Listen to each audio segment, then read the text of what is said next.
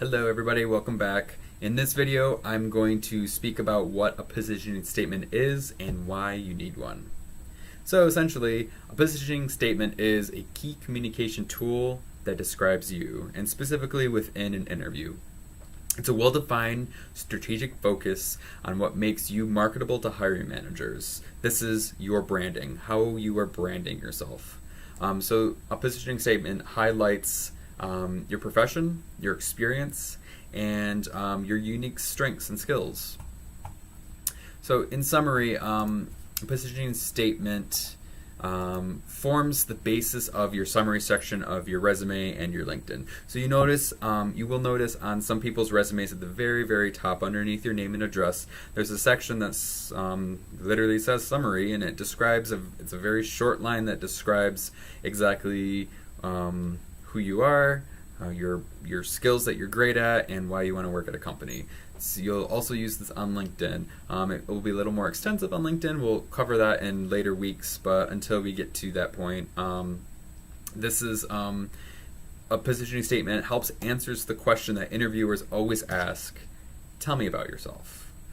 That is the number one question that every single interviewer will ask you. And if you don't have it nailed down, then you don't know yourself and you may not be a right fit for the company. You'll notice also in this week's lesson, I have included an additional video within the positioning statement folder that you can view that will help you better understand and answer the tell me about yourself question. Again, that's essentially the same thing that we're going to be working on here. But to continue with the positioning statement as your brand, think of all different kind of companies that have their own branding. When you see this, for example, automatically we know when we see that, that means Apple. It's an apple, but the branding of it specifically shows you know what kind of products you're going to get. If you have a MacBook, if you have an iPhone, you know what you're getting. The same with, I have no other examples here in my office currently, but if you were to look at the Coca-Cola symbol, you see that calligraphy of the Coca-Cola, you automatically know exactly, okay, Coca-Cola, it's been around for 130 years, it's had to reinvent itself many times, but every time you see it, you know exactly what kind of beverage you're getting and like the quality that it is. So this is essentially the same exact thing that your positioning statement is. This is your brand. You want to be able to sell yourself in a way that consumers, aka the employer, will want to come back for more. So in a positioning statement, before you start, you want to ask yourself, what is your background? What do you want to do? What are you good at? What are your key accomplishments? And what are your key experiences? So keep those in mind. I'll post these questions so you can think about it. You don't have to answer them, but like just so you know, so you can start thinking about it. So we have I'm going to read out to you a sample positioning statement that a specific IS student could or would say.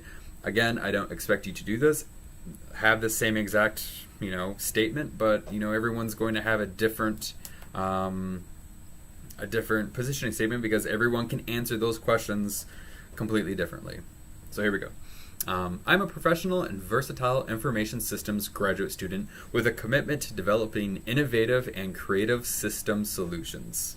I have a proven track record performing the full software development cycle, including the initial design, testing, and technical support of the finished product.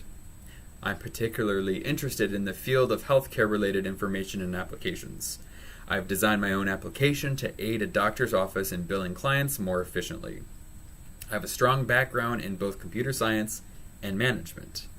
I'm seeking a position with a fast-paced and ambitious company that offers development training, project-based learning, and mentoring program. My areas of expertise include software design and testing, C++, Microsoft SQL Server, ASP.NET, JavaScript, and Linux.